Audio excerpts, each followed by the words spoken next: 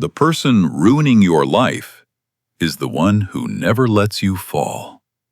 Not through cruelty, through care, through being there every single time at exactly your lowest point. This is one of the most dangerous relationship patterns because it doesn't feel toxic. It feels like love. Elena was 28, a freelance illustrator trying to build a career. She was the reliable one, the person friends called when their lives fell apart.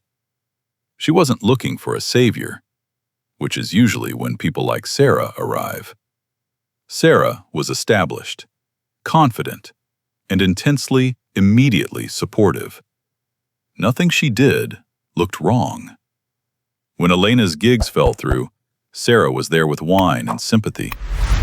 When Elena doubted herself, Sarah was the shoulder to cry on. Marcus, a designer who shared Elena's co-working space, once noticed something strange.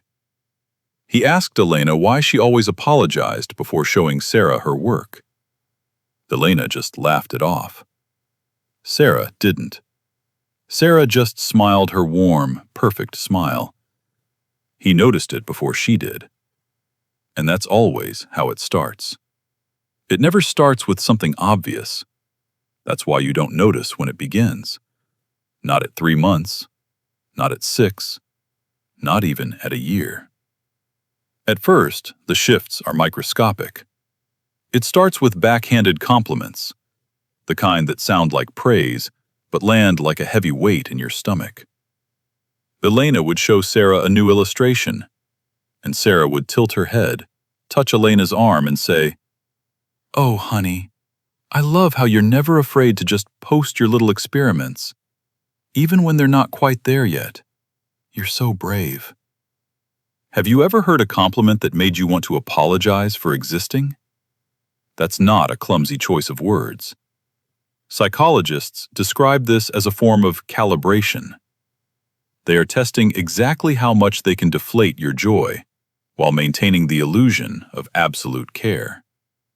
She was always the first one there to pick up the pieces. That's why the trap works. How can you confront someone who just called you brave? And this is the part nobody warns you about. As the relationship progresses, the dynamic crystallizes. Sarah didn't just support Elena. Sarah needed Elena to need support. Every time Elena succeeded, a new client, a burst of energy, a date that went well, Sarah would suddenly become distant.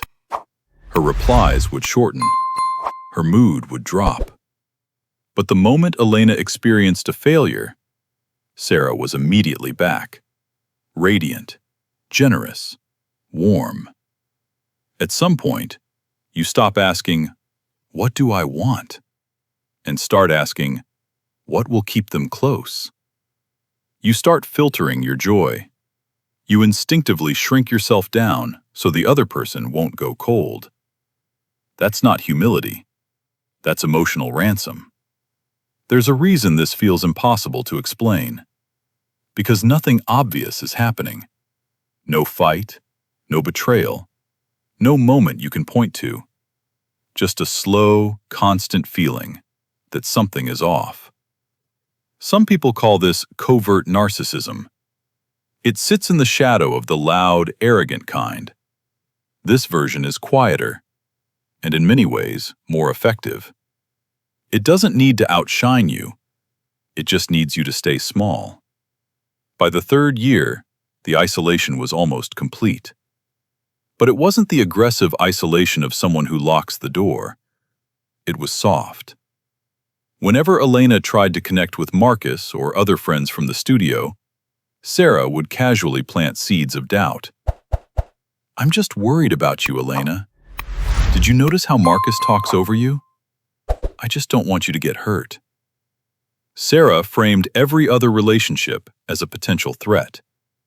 Have you ever slowly drifted away from a whole network of people because one person convinced you that nobody else truly understood you? That's not loyalty. That's a quarantine. Elena still didn't see it. But by year 3, She had stopped doing something. Something small. Something most people would never notice. She had stopped finishing sentences about herself before checking Sarah's face first.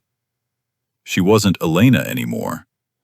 She was a draft, rewritten every time Sarah looked disappointed. The breaking point didn't come in a dramatic argument. It arrived, as it always does, in a quiet, mundane moment of clarity. Elena finally landed a massive, career-defining contract with a major publisher. She called Sarah, breathless, expecting the safety net to transform into a trampoline. There was a long pause on the other end of the line, and then Sarah sighed. A heavy, exhausted, deeply concerned sigh. "Wow, that's a lot of work, Elena. Are you absolutely sure you can handle that kind of pressure? You know how quickly you burn out." And just like that, the excitement was gone. Not because of what she said, but because Elena trusted it. Elena hung up the phone, the joy completely drained from her body. Sitting in the co-working space, Marcus looked over at her. He didn't offer a compliment. He just asked a question. "Why do you look terrified when you get exactly what you wanted?" What happened next took 4 years to arrive, and it lasted about 7 minutes. Sitting in her apartment, Elena held her phone. She was drafting a text message. A long, groveling paragraph downplaying the contract, assuring Sarah that she was terrified, that she still needed her. She hovered her thumb over the send button. And this is why leaving feels like betrayal. She almost sent it, because the warm, nurturing version of Sarah felt real. And sending the text meant she could have her friend back. But leaving meant admitting the support was never about love. It was about leverage. Elena deleted the draft. She turned off her phone.